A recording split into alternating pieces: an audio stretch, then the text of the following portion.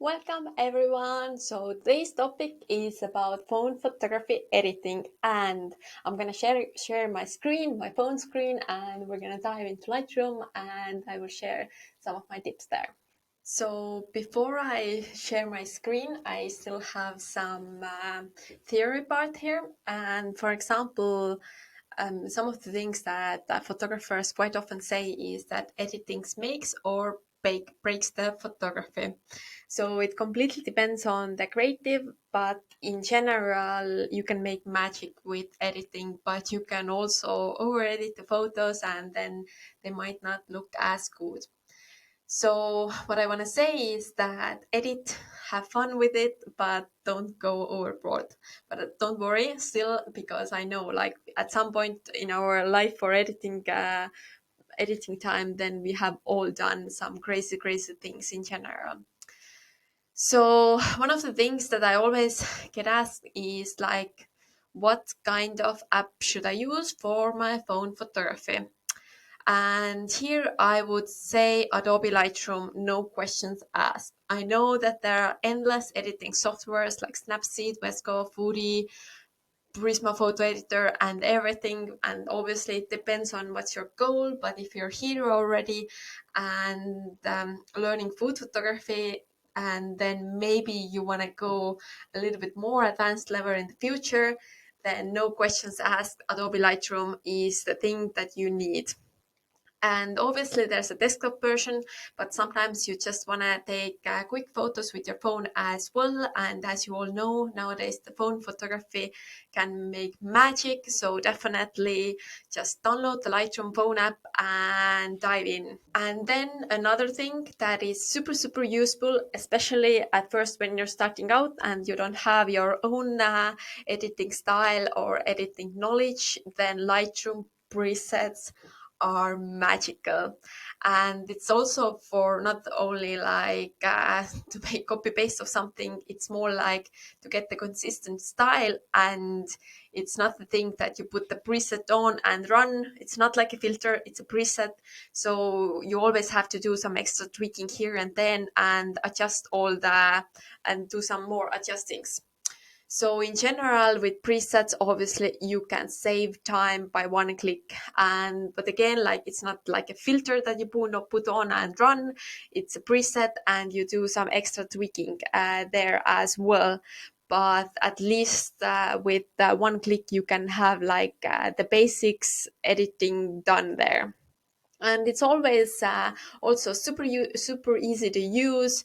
You can download like a variety of presets. I feel like nowadays everyone has their own presets collection, and again, like you can learn from your favorite photographers and see what kind of editing are they doing, what settings are they using. And these ones are, yeah, they are powerful things. At first I actually even underestimated them, but at some point I realized how useful presets are. So now we're just gonna dive into the Lightroom. So I'm going to share my phone screen, and you can see and learn the basics how I edit my photos. And again, this one will be only the editing basics. And in our intermediate course, we have some advanced techniques, like especially regards to colors and different layers and that kind of part. So here we only concentrate on the basics. So, but definitely it's one of the things that you always need to know, and we will just dive in now. So I'm here in my Adobe Lightroom phone library. And for example, if we take this photo that I took with my phone, and then you can see before and after, before and after. So as you can see, there's a huge difference while you edit them or you don't edit them. Or let's take another example here, before and after. Again, like huge difference. And that one I also took with the phone, so you can see the difference there. But for example, okay, let's go back to this one. And then let's just like reset all the settings that I have here. So as you can see, what you have here is that you have your all the panels here. And then what you need to know here is that you can obviously, like, even with auto, it can make like a little bit better. Or what you can also do is that you can apply the presets that you already have. So for example, I have my own presets created here, and I can play around with these ones. And in general, with one click, obviously all the presets don't work, but in general, in one click, I can make a huge difference. And for example, like this dark presets like pretty much works.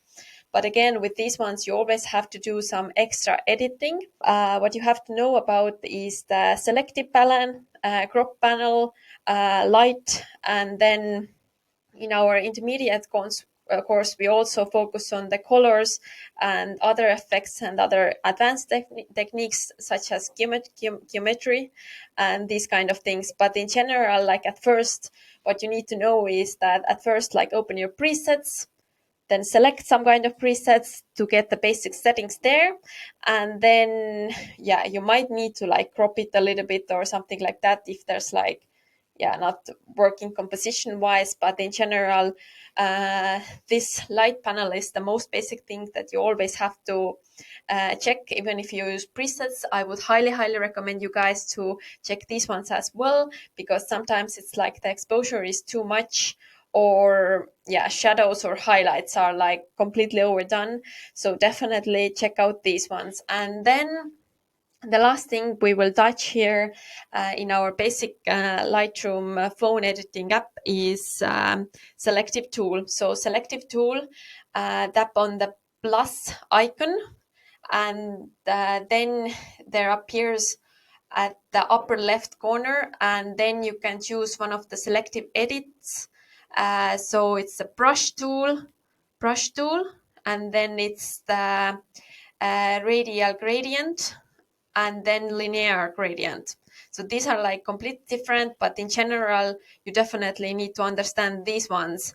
And these ones make a huge difference while you edit. So as you saw, like the red one that appears here made a difference. And then I go, for example, again in my uh, in my light one, and then maybe highlights a little bit down. So as you can see, it only edits the selective ones that I did. Or for example, what you can always do is go with on this photo, you see difference there. You can go with the gradient tool, for example, if I want to focus only on this side of this one. So I can make it even sharper and go extra crazy. And then, for example, this tool, obviously, this tool is more like when you're shooting landscape, then you can make the sky darker or something like that. So this one obviously doesn't work here. So I'm going to delete this one, because otherwise I'm going to go overboard with everything. But in general, this is like one of the most basic things that you can use while you edit your photos, and you can see the before and after, before and after. And again, like on our intermediate course, we go deeper into the color panel and color grading and HSL panel and these parts. So we're not going to dive deep here, but in general, so let's just like recap now a little bit. So what you need to know is that when you start editing, you select your photo. So you select, for example, this one, then you go to your presets, especially when you're starting out, or you can just do auto and then extra tweaking. But here I would, since I already have my own presets that I have created, and it's like have my consistent style, then I would just go for this one. Okay, this is too much. Yeah, let's go for this one. Yes, and then you check a little bit with these ones. Do you need some extra tweaking? And then you go with the selective tool and then play around with this one, maybe a little bit more, and especially the light one. I would not highly recommend you to play around with the exposure, because the exposure might change the quality. So I would rather go with shadows and maybe highlights down and black and whites, because then it makes way more sense in general. And then maybe again, like you need some extra cropping for the better composition. And there you have it, before and after. Before and after. Before and after. Thank you for watching. I hope this was useful and we'll just see you in the next time. Bye.